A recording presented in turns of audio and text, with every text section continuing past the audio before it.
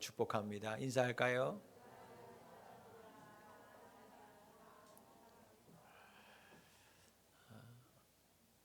연말이 되면서 많은 약속들이 이어지고 있는 것 같습니다. 가정에서, 직장에서 또 많은 분들이 한 해를 마무리하면서 송년회 모임을 하죠. 송년회 모임을 하는 이유는 한 해 동안 참 많이 수고했습니다 라는 의미로 위로하고 또 격려하고 또 새해를 힘있게 또 시작하자, 그런 이유 때문에 그렇게 송년회 모임을 하는 것 같아요. 성도들에게 있어서 여러분, 대림절이 그런 기간이에요. 송년회를 하면서 지난 한 해를 돌아보고 또 새해를 새롭게 다짐하듯이 이 대림절 기간 동안에 성도들은 지난 한 해 돌아보면서 자칫 내가 세상살이 걱정과 문제에 마음을 빼앗겨서 세상의 흐름에 쫓겨다닌 것은, 또 끌려다닌 것은 아닌지 돌아보면서 성탄을 준비하고 또 동시에 다시 오실 예수님을 기다리는 올바른 자세는 과연 무엇일까? 주님이 오실 때 나는 어떤 자세로 준비해야 될까? 그러한 것들을 깊이 묵상하면서 믿음의 새 출발을 다짐하는 매우 중요한 기간이 지금 성도들에게 있어서는 대림절의 기간입니다. 그런 의미에서 오늘 본문의 말씀은 우리에게 주님이 다시 오실 때와 또 그때에 있을 징조를 알려주시면서 무엇보다도 그때를 기다리는 사람들의 자세가 어떠해야 되는지 가르쳐 주시는 매우 중요한 말씀입니다. 여러분, 여러분의 2023년은 어떠하셨어요? 다들 정신없이 살다 보니 또 이렇게 2023년 보름 남짓하게 밖에 남지 않았어요. 어떤 사람들은 야, 진짜 너무 빨리 지났다, 늘 그렇게 생각되고, 또 어떤 이에게는 혹 너무너무 힘들었고 지나가지 않는 시간이었을 수도 있을 거예요. 빨리 지나갔든 때로는 늦게 지나가든 여러분, 그것이 중요한 것이 아니고 꼭 이맘때가 되면 우리 마음 가운데 있는 것은 내가 너무 믿음 없이 산 것 같아서, 주님 앞에서 산 것이 아니라 세상에 입술려서 산 것 같아서 늘 하나님 앞에 죄송하고 송구한 마음이 가득한 거죠. 시작한 때는 정말 지난 해와 같이 않아야 되겠다, 그렇게 결단했는데 그런 결단과 달리 믿음으로 살아보려고 힘쓰고 애쓰고 그렇게 믿음으로 한 해 살아야지 했는데 또 이 시간만 서 있으면 늘 반복되는 것처럼 또 그렇게 살지 못한 것 때문에 마음이 늘 무거운 것이 사실입니다. 사실 오늘 본문의 말씀 안에 담겨있는 뜻도 살펴보면 당시의 사람들도 우리와 별반 다르지 않았다라는 것을 알 수 있어요.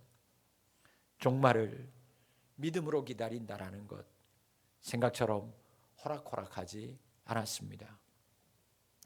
그러다 보니까 마음이 둔하여졌어요. 혼탁해졌어요. 어지러워진 사람들이 의외로 많았다라는 것을 오늘 성경을 통해서 알 수 있어요. 어떤 사람들은 믿음을 지키다가 박해가 너무 심하니까 그 고난과 박해 때문에 그렇게 굳게 결심했던 마음들이 흔들린 사람들도 있었어요. 어떤 사람들은 아예 세상에 빠져 살았어요. 정말 예수님이 다시 오심 아무런 생각도 없이 그렇게 세상에 빠져 살았습니다. 오늘 말씀처럼 방탕하며 산 사람들도 있었어요. 박해는 점점 심해져 가고 기다려야 되는 시간들은 점점점 길어지면서 기다려야 했던 그 열망, 그 기다려야 했던 그 믿음이 강도가 열망이 점점 사라져가는 사람들이 늘어나고 있었습니다. 그래서 예수님께서 이런 흐려져 가고 방탕함 속에 살아가고 있는 사람들, 그들에게 본문 앞서에서 말씀합니다. 마지막 때에 임할 징조가 이러한 것이다. 이러한 일들이 세상 가운데 일어나면 마지막 때가 가까이 왔다라는 것을 알려줍니다. 그래서 또 한 가지 분명한 이야기를 또 하나 하죠. 그 징조로 말씀하신 후에 이번에는 예수님께서 무화과나무 이야기 비유를 들어요. 무화과나무에 꽃이 핀다? 그러면 너희들 철이 여름이 다가왔구나 라고 다 아는 것처럼 그렇게 계절이 다가오듯이 하나님이 다시 이 땅에 임하시는 때가 온다. 그래서 천지는 없어지지만 나 여호와 하나님 예수님의 말씀은 사라지지 않을 거야 라고 말씀하는 거예요. 그리고 오늘 본문의 말씀을 주셨어요. 여러분, 잠시 앞선 말씀을 살펴보면 재림 때 나타나는 두 종류의 사람이 있다는 것을 발견합니다.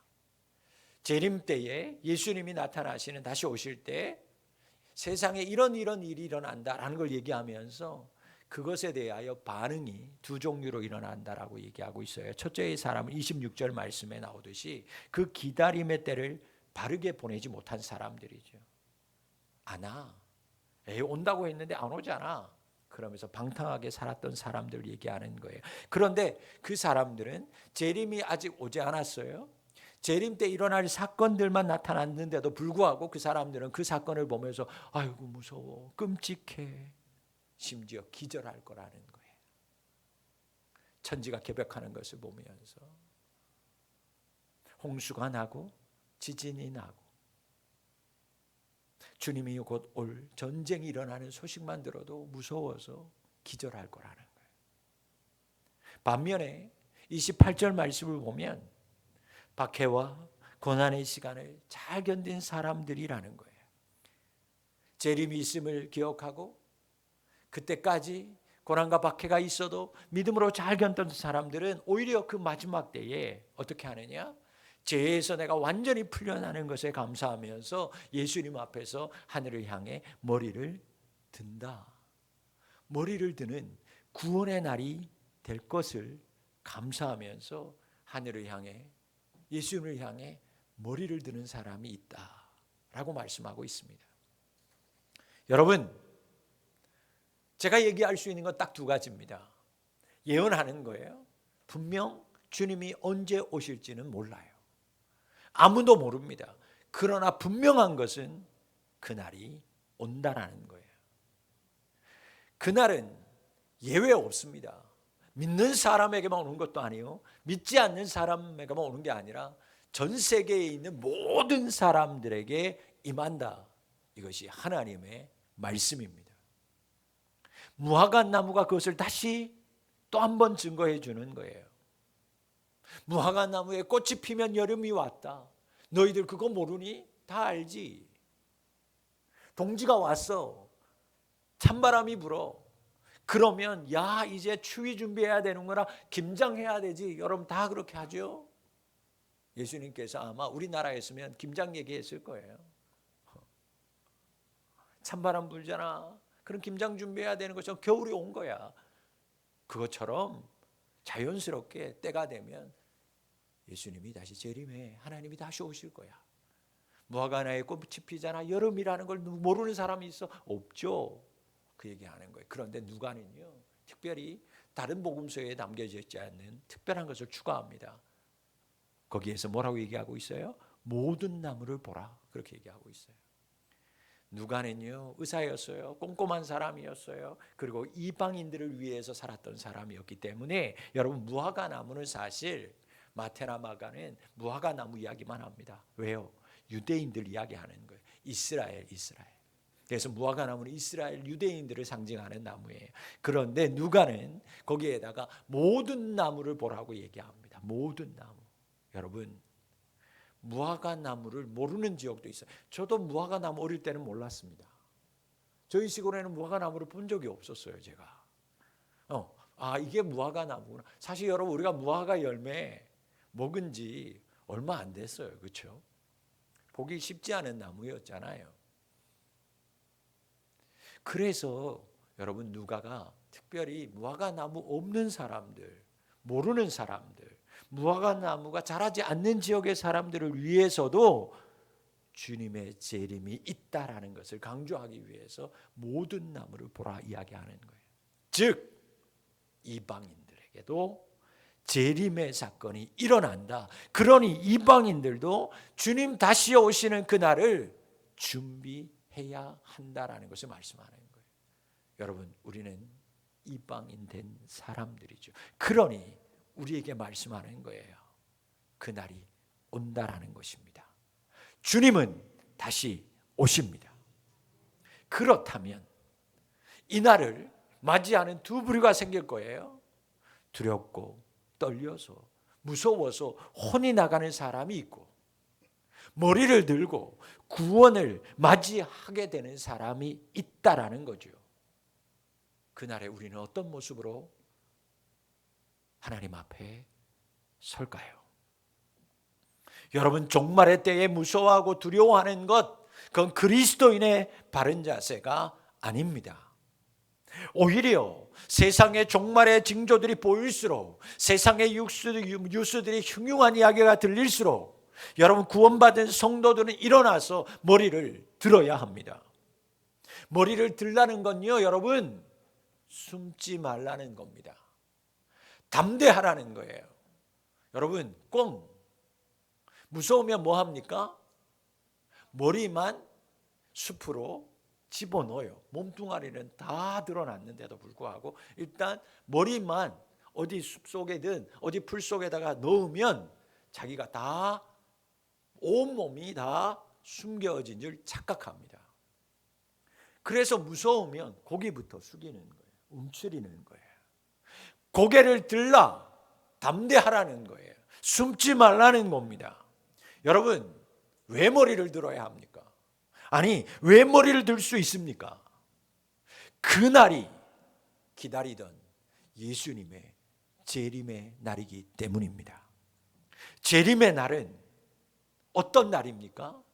우리에게는, 믿는 사람들에게는 구원의 날이에요. 축제의 날입니다. 그래서 머리를 들라는 거예요.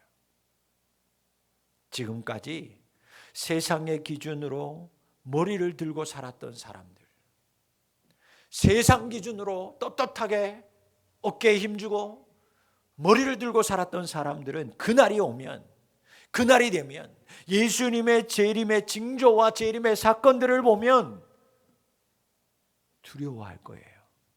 염려하게 될 거예요. 가지고 있는 것을 다 빼앗길 거니까, 지금까지 살아온 날들이 죄악 속에서 살았으니 염려하게 될 거예요. 그러나 비록 이 세상에서는 약하고 부족하여서 움츠리고 머리를 들고 살지 못했을지라도 그분의 오심을 알고 그분의 자녀가 되어서 그분의 자녀로 그분을 기다린 사람들은 그날이 되면 오히려 고개를 들 것입니다. 예수님이 말씀하신 종말의 소식들이 곳곳에서 들리기 시작할 때 염려하고 근심하여서 두려운 것이 아니라 오시는구나, 진짜 오시는구나, 이제 얼마 남지 않았구나, 그날에 대한 기대와 소망 때문에 점점 머리를 하늘로, 하나님께로 들게 될 것입니다. 니엇니엇해지는 노를 보면서 우리의 선조 목사님들이 오늘 주님이 오시지는 않을까, 노를 보면서 고개를 하늘을 향하여 든 것처럼 세상의 징조들이 예수님께서 말씀하신 대로 일어날 때 오히려 들었던 사람들은 움츠리게 될 것이고, 움츠렸던 우리는 오히려 주님의 소망을, 주님의 오심을 소망하면서 우리는 고개를 들게 될 것입니다. 예수님께서 33절 말씀에서 무화과나무 이야기 끝에 천지는 없어지겠으나 내 말은 없어지지 아니하리라 선언하셨어요. 여러분, 무슨 말입니까? 그날은 온다는 거예요. 예수님의 말씀은 다 이루어진다라는 것입니다. 여러분, 성경은 어떤 성경이에요? 여러분, 성경은 어떤 구조로 되어 있습니까? 모든 것이 약속과 성취로 이루어져 있어요. 하나님 말씀하시죠? 예수님이 말씀하시죠? 그러면 그 하신 말씀이 이루어지더라는 거예요. 그리고 이루시더라는 거죠. 특별히 여러분 누가복음을 다시 한번 읽어보세요. 누가복음은 특별히 약속과 성취를 가장 강조하는 성경입니다. 예수님 말씀하셨다. 그랬더니 이루어지더라. 그리고 이루시더라. 그런 구조로 누가복음은 다 이루어져 있어요. 약속과 성취. 주님이 말씀합니다. 천지는 없어지겠으나 내 말은 없어지지 아니하리라. 내가 약속했고 내가 이루겠다라는 거예요. 여러분, 그날은 옵니다. 예수님께서 선포하셨고 약속하셨기 때문에 반드시 오심으로 그 말씀은 성취되고 이루어지는 줄 믿으시기를 바랍니다. 그렇다면 우리는 떨면서 기절하는 자 중에 있든지 머리를 드는 자 중에 있든지 여러분은 여러분의 의지와 상관없이 분명 어딘가에는 속해 있게 될 것입니다. 여러분의 의지와 상관없이 그날은 올 겁니다. 분명히 옵니다. 오기 때문에 여러분은 그 두 분류 속에 기절하는 사람들 속에서나 아니면 고개를 드는 사람 두 분류 중에 한 곳에는 분명히 여러분들이 속해 있을 것입니다. 여러분, 1월 1일이 시작되면 12월 31일은 옵니까 안 옵니까? 안 와요? 옵니다. 여러분, 오늘 며칠입니까? 17일입니다. 여기서 오늘이 딱 멈출까요? 아닙니다. 31일은 여러분들 당연히 올 거라고 준비하고 있습니다. 여러분, 나무에 꽃이 피면 여름이 오듯이 그렇게 하나님의 나라는 당연히 우리에게 찾아옵니다. 그날을 어떻게 맞이하겠냐는 거예요. 여러분, 그날을 어떻게 맞이하시겠어요? 미룰 수 있을까요? 여러분, 12월 30일이라 오지 말아라. 여러분들이 미룰 수 있어요? 미룰 수 없습니다. 내가 아직 맞을 준비가 안 됐으니까 2024년은 내가 아직 준비가 안 됐으니 오지 말라고 한다고 2024년 우리에게 안 올까요? 내 마음대로 여러분 2024년을 미룰 수 없듯이 12월 31일을 미룰 수 없듯이 1월 1일이 준비 안 됐다고 미룰 수 없듯이 여러분 그날이 그렇습니다. 세상 일이 너무 힘든 사람에게, 그래서 세상 일이 너무 힘들어서 하나님 찾지 못하던 사람에게 내가 세상 일이 너무 힘들었으니 그때까지는 안 됩니다. 주님이 알아서 기다려 주실까요? 박해와 고난이 너무 심해가지고 내가 원래는 믿음이 좋았는데 박해가 심해서 고난이 심해서 내 믿음이 흔들렸으니 다시 정비하고 굳건해질 때까지 여러분의 사정 다 봐주실까요? 처음에는 강했는데 좋았는데 앞서 나갔었는데 살다 보니 나이 들다 보니 문제가 생기다 보니 지치고 힘들어서 그 믿음의 강도가 그 믿음의 열망이 다 사라져 버렸으니 기다리시라고 다시 강해질 때까지 뜨거워질 때까지 그렇게 주님께서 그렇게 또 기다리시다가 나를 정했음에도 불구하고 또 밀어주실까? 여러분, 그날과 그 시는 우리 뜻대로 당기지도 미루지도 못하는 하나님의 때입니다. 하나님이 정하시면 하나님이 그날을 미룰 수도 없고 우리가 미루고 싶다고 우리가 땡기고 싶다고 우리가 준비 안 됐다고 맷돌을 돌리다가도 한 사람은 갑니다. 한 사람은 남는 겁니다. 그날은 정해져 있어요. 그래서 누군가는 기절하는 사람이, 누군가는 고개를 드는 사람이 있습니다. 그래서 예수님이 오늘 우리에게 뭐라고 말씀하시냐? 주님께서 어느 곳에 속해질든지 분명 한 곳은 속해질 텐데 다만 이 말씀을 믿는 너희들에게 당부한다. 스스로 조심하며 살아라. 항상 기도함으로 깨어 있으라. 예수님께서 우리에게 당부하시는, 여러분에게 오늘 하시는 말씀인 줄 믿습니다. 여러분, 한마디로 정신 차리라는 거예요. 정신 차리라는 거예요, 여러분. 믿음이 없는 사람들과 똑같이 주님의 오심이 없는 사람들처럼 세상 풍조에 빠져 살지 말라는 것입니다. 마치 주님 다시 오심이 없는 인생처럼 예수님을 믿으면서도, 믿는다고 말은 하면서도, 주일에 여기 와서 앉아 있으면서도 주님이 다시 오심이 없는 인생처럼 세상에서는 그 사람들과 똑같이 살고, 그래서 방탕함과 술 취함과 생활의 염려에만 빠져 있지 말라는 거예요. 그렇게 살다가는 어떻게 얘기합니까? 덫과 같이, 다른 성경에는요, 도적과 같이 그날이 임한다. 우리에게 예고하고 오는 게 아니라 도둑이 예고 안 오는 것처럼. 여러분 토끼몰이 해보셨습니까? 덫, 얘네들이 어디 있는지, 나 여기 덫 있으니까 야 피해가라, 그러고 덫이 묻어있는 곳 하나도 없어요. 다 위장되어져 있어서 어디 있는지도 모르고 뛰어가다가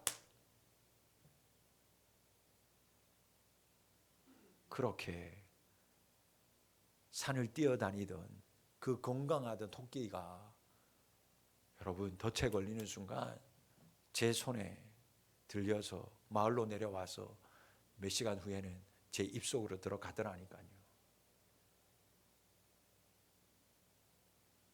여러분 오늘 본문에서 방탕함, 술 취함, 생활의 염려, 이건 각각이 아니고 하나라고 해도 무방한 거예요. 다 연결되어져 있어요. 여러분 세상의 염려가 찾아옵니다.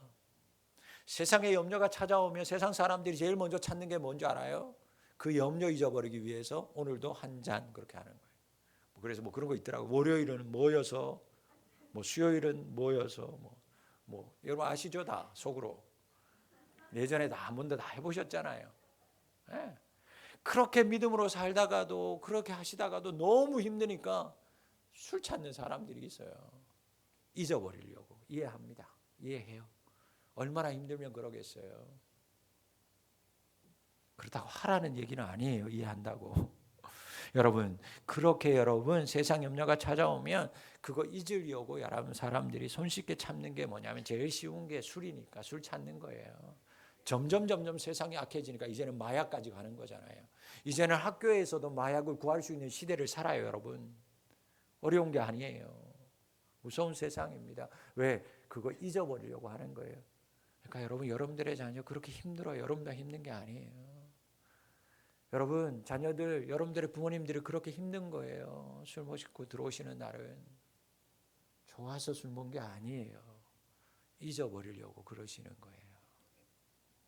그렇게 술을 찾다 보면, 취해 살다 보면 스스로 빠져나오지를 못해서 어떻게 합니까? 방탕한 삶을 사는 거예요. 그렇게 방탕한 삶을 살죠. 그러니 결국에는 여러분 마음이 둔해져서 영적인 것 전혀 시대를 분별하지 못하는 그렇게 인생으로 살아가는 것입니다. 여러분, 야 다행이다. 나 술 끊어서 다행이다.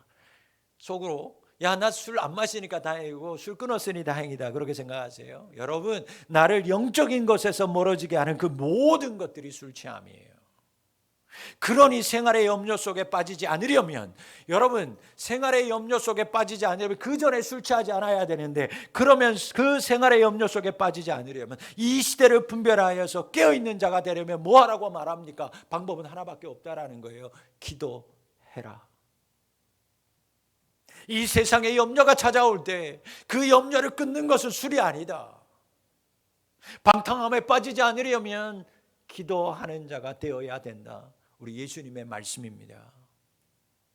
여러분 그날이 가까울수록, 세상의 염려거리가 많으면 많을수록, 세상의 흉흉한 소리가 들릴수록 여러분 기도해야 합니다. 2023년 여러분의 인생 어떠셨어요? 그러실 거예요. 왜 내 인생은 이렇게 산 넘어 삼일까?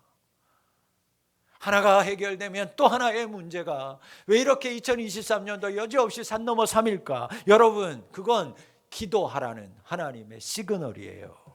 기도해야 한다고 하는 하나님의 빨간 하나님의 신호등인 줄 믿으시기를 바랍니다.